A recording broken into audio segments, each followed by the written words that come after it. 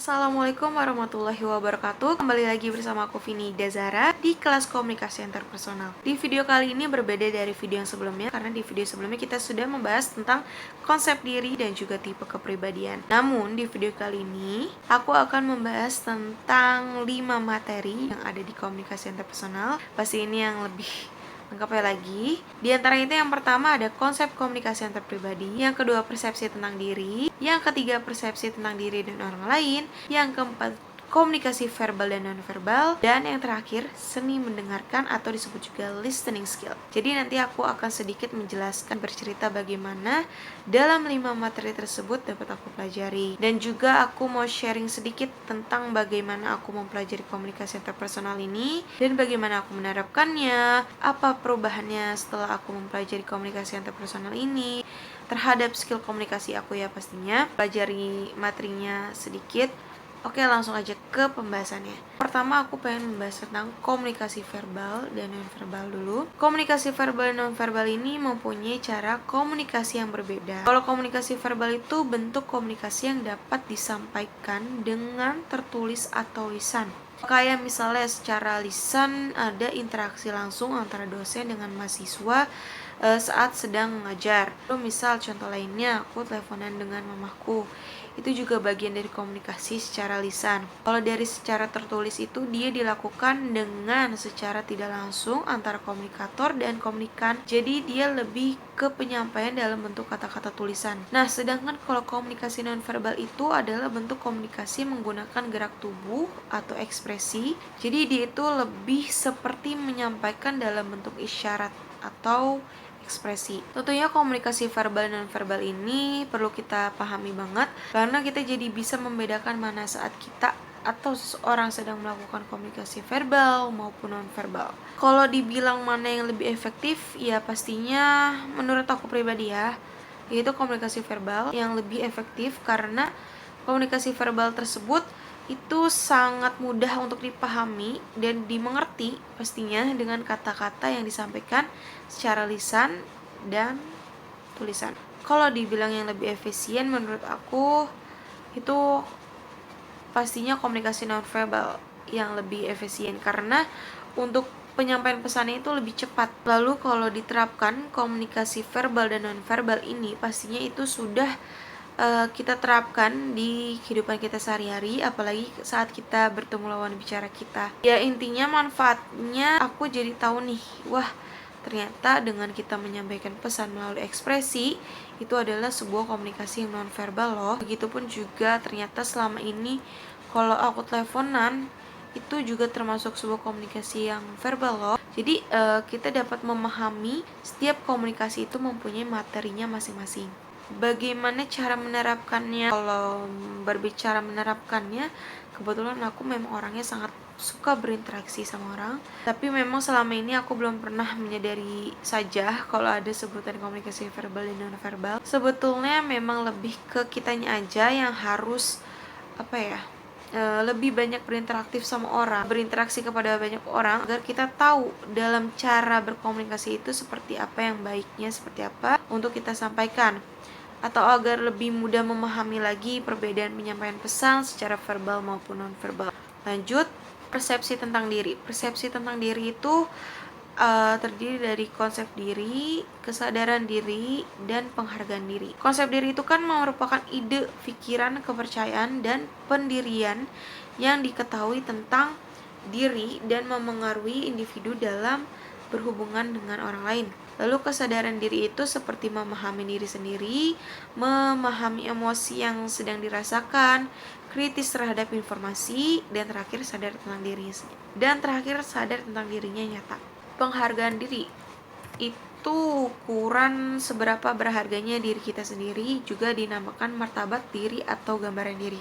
Jadi ini materi yang sempat aku bahas di video kemarin mengenai persepsi tentang diri, yang memang konsep diri itu terdiri dari konsep diri yang positif dan juga konsep diri yang negatif. Kemarin juga aku sempat bercerita dan sharing ke kalian bagaimana konsep diri aku yang positif dan juga bagaimana konsep diri aku yang negatif. Setelah aku mempelajari lalu mengetahui materi konsep diri ini, kayak speechless karena aku jadi tahu ternyata konsep diri aku tuh begini begini begini. Terus kayak jadi tahu ternyata tuh aku termasuk orang yang lebih banyak positif dibanding yang negatifnya. Walau tetap ada negatifnya, namanya juga manusia, tidak semua orang mempunyai konsep diri yang sempurna. Tentunya ini sangat-sangat ada hubungannya sekali dengan skill pribadi aku untuk mengenal persepsi tentang diri aku sendiri, konsep diri aku sendiri, persepsi dan juga penghargaan diri aku sendiri. Untuk manfaatnya sih dari materi persepsi tentang diri ini, aku bisa mengintrospeksi diri aku, terus bisa membuka kesadaran pada diri aku sendiri, dan aku jadi mudah untuk memperbaiki konsep diri aku untuk menjadi diri yang lebih baik lagi. Lalu adapun upaya-upaya aku untuk membentuk persepsi diri aku pribadi. Upaya lainnya ya seperti apresiatif, empati, sikap mendukung, sikap positif, kesetaraan atau disebut juga equality. Maksudnya itu pengakuan bahwa kedua belah pihak memiliki kepentingan, sama-sama bernilai dan berharga, dan saling memerlukan, setara dengan partner komunikasi. Lanjut, yang ketiga ada persepsi tentang diri dan orang lain. Persepsi tentang diri dan orang lain itu merupakan tipe-tipe kepribadian manusia. Nah, ini juga sama, aku udah sempat bahas di vlog yang sebelumnya tentang tipe-tipe kepribadian. Di sini aku diajarkan bagaimana agar aku lebih mudah memahami diri sendiri, lalu dapat menilai kekuatan dan kelemahan diri aku sendiri, dan bisa menonjolkan hal-hal positif sehingga semuanya tercipta yang harmonis dan dapat mewujudkan komunikasi yang efektif. Dan yang lebih pentingnya lagi, ada beberapa macam tipe kepribadian, yaitu diantaranya ada kolerik, melankolik, sanguin, dan terakhir phlegmatik, di mana 4 macam tipe kepribadian tersebut mempunyai pengertian yang berbeda-beda, karakteristik yang berbeda-beda. Sudah aku jelasin juga dari masing-masing tipe kepribadian tersebut, aku lebih ke yang mana, itu semua sudah aku jelasin di vlog sebelumnya. Jadi aku ini termasuk tipe kepribadian yang kolerik ya. Suka memimpin. Aku tuh mau di rumah, mau di kampus orangnya sangat amat tegas, percaya diri, to the point banget orangnya. Jujur, tipe kepribadian ini sangat-sangat berguna banget buat aku, sangat bermanfaat banget buat aku, khususnya untuk skill komunikasi interpersonal aku. Karena di sini materinya tuh tidak hanya untuk persepsi diri aku sendiri, melainkan persepsi orang lain juga. Aku jadi tahu how communicate dengan orang yang memiliki tipe kepribadian yang berbeda. Jujur, aku senang banget bisa belajar tipe kepribadian ini, bisa mengenal 4 macam tipe kepribadian ini. Sebuah ilmu yang sangat penting banget buat aku, memahami tipe kepribadian lawan bicara aku agar tidak terjadi kesalahpahaman, kesalahan persepsi, dan juga komunikasi. Ya, upaya aku harus bisa menghafal dan juga memahami, mempelajari lagi lebih detail tentang persepsi diri aku sendiri dan juga orang lain. Next, yang keempat, konsep komunikasi antar pribadi. Oke, seharusnya aku membahas tentang ini di awal ya, karena aku terlalu speechless untuk membahas materi yang aku suka. Jadi ya wis, ini jadi terlewatkan. Lanjut, konsep komunikasi antarpersonalku yaitu tadi yang aku jelaskan di konsep diri aku. Alasan penting untuk aku memahami komunikasi antar pribadi ini yaitu komunikasi antar pribadi ini diperlukan sebagai saluran agar individu dapat memahami gagasan dan perasaan yang ada pada seseorang, sekaligus sebagai sarana untuk dapat menafsirkan gagasan dan perasaan orang lain. Manusia tidak akan dapat berkembang secara optimal jika tidak berhubungan dan berkomunikasi dengan sesama. Begitu pentingnya kontak dan hubungan tersebut jika individu tidak berhubungan dengan orang lain dan dalam waktu yang relatif lama, rasa tertekan akan muncul, rasa ragu terhadap diri sendiri meningkat, bahkan dapat terkena patologi sosial. Salah satu tujuan utama komunikasi antar pribadi adalah berkaitan dengan penemuan diri. Strategi lain untuk melakukan penemuan diri adalah melalui proses perbandingan sosial yang dilakukan melalui perbandingan kemampuan, prestasi, sikap, pendapat, nilai dan kegagalan kita dengan orang lain. Dengan demikian kita mencoba mengevaluasi diri kita dengan cara membandingkan diri kita dengan orang lain, di samping dapat untuk memahami diri sendiri dan orang lain dengan lebih baik. Komunikasi antar pribadi juga bertujuan untuk menemukan atau mengetahui dan mendiskusikan kualitas lingkungan kita secara baik melalui perjumpaan antar pribadi. Nah, ini yang terakhir nih.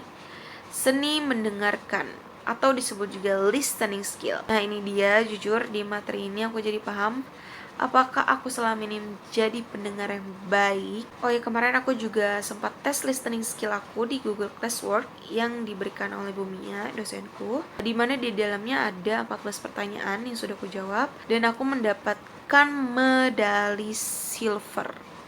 Di situ dijelaskan kalau medali silver itu orang senang berbicara dengan aku, tetapi terkadang jika materi pembicaraan terlalu bersifat emosional atau membuat aku tidak nyaman, aku cenderung akan mengalihkan pembicaraan dengan mengubah topik atau membuat lelucon. Itulah aku.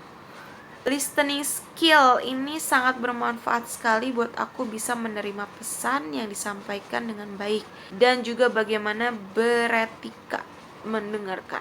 Di sini sangat mengajarkan aku bagaimana mendengarkan isi pesan untuk aku pahami, lalu bagaimana mendengarkan dengan kritis, mengevaluasi isi pesan, lalu mendengarkan dengan empati, memahami perasaan.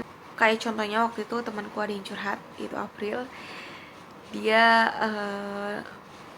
sedang mendapatkan masalah saat itu karena ya itulah, karena dia baru aja putus dari cowoknya waktu itu. Lalu dia curhat ke aku, dia sedih, dia merasa kecewa sama dirinya sendiri. Nah, di saat itu juga aku langsung mendengarkan dulu apa isi pesan yang disampaikan oleh April, dan juga mendengarkan dengan empati, memahami bagaimana perasaannya si April ini.